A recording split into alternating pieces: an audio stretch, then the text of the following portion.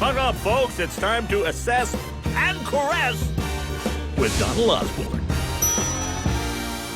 Time for another episode of Behind the Bow Tie. What do we have today, Donald? Today, Jay, we have something very special indeed, a 2004 Ford Shelby Cobra concept car. Now, I remember this car. Carroll Shelby himself was involved in the building of it. This car also means a lot to me because I was actually at the dinner in which this received the award for Car of the Show. I was sitting at the table with Carroll Shelby and his wife when this car was introduced. So this car is seared into my memory, and I couldn't wait for Ford to build this car because I thought this is an amazing winner. This was built to be a real car, so it's got a bespoke engine, an engine developed just for this. All the parts on it actually work. Suspension goes up and down, brakes work. Now that may sound silly, but most concept cars don't. Most of them are sort of pushed onto a show stage and you look at it and then they push it off. This is a fire-breathing Cobra. It's a very exciting automobile. In fact, there's a wonderful book out called The Last Shelby Cobra. Chris Theodore is the author of the book. He's also the owner of the car. Chris Theodore, thank Donald. you so much for bringing this car to us. Thanks for reviewing the car. When this car was created, you were the vice president of advanced products for Ford. Jay Mays and I said we want to do a Cobra concept for the next auto show. It was probably in January, February of 2003. Carroll came on board. We want to build this car. And then we said, let's make it a real runner, because we can use all the Ford GT components and a one-of-a-kind V10 engine that the guys had conjured up. So it was a dream project, got it all done, and had Carroll drive it in Irwindale in December before the auto show. What I think the design team has done here is really capture the essence of the 427 Cobra without it being a copy of it in any way. It was a hell of a challenge, because they didn't want to do something that got accused of being retro. And if you think about a Cobra with the voluptuous fenders and the headlights, to do something modern was really, really difficult. Now when I show the car, I mean, people go, is it coming out next year? I mean, the design has aged well. Right. This is a show car, so it's not built to production tolerances. So the panel fit is good. Obviously, this car has not led a terribly tough life. The paint is in good condition.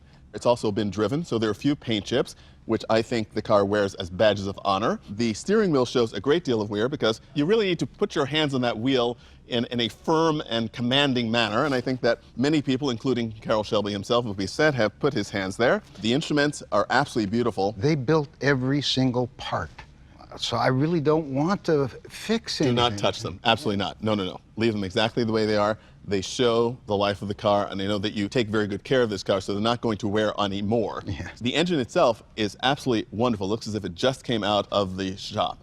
Now we get to the real fun parts for a car like this. Historical interest is excellent. A one-off running concept car. You can't get better than that. Preservation is very good. It's extremely well presented. And provenance, as you mentioned before, Jay, it is in the hands of its first private owner, who was one of the leading members of the development team of the car, and it doesn't get better than that. Have you put a value on the car? I don't see you ever selling this thing. I don't want to give a number, but I think it's in the millions. Okay, let's see. Donald? The replacement value comparable I put on this car today is $1.5 million, but this car is not currently registered for the street. Once you get this car registered for the streets, the value would go up considerably, as high as $3 million. See, I think you've undervalued it. The one thing that you're missing is the excitement of the auction. When you get in that room and you got two rich guys who grew up just idolizing Carroll Shelby. But we're looking to say, what would Chris have to spend to get a similar car, not what the next person would pay Chris for this car. Right, right. I like his argument, though. Who wouldn't? That's right. Well, see, I want to drive the car. That's why I said that.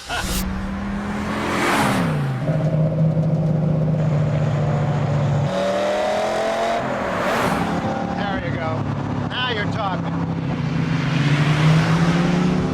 Well, it feels nicely balanced in speed. Yeah, it's very stable. This car is the same length as a Mazda Miata, but it's as wide as a Ford GT. Wow. And you got all kinds of cabin room. It's not cramped at all.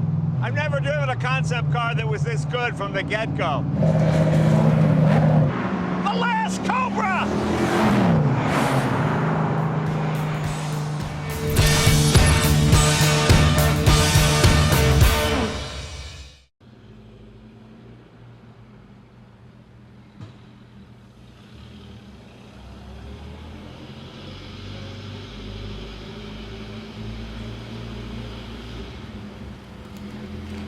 you.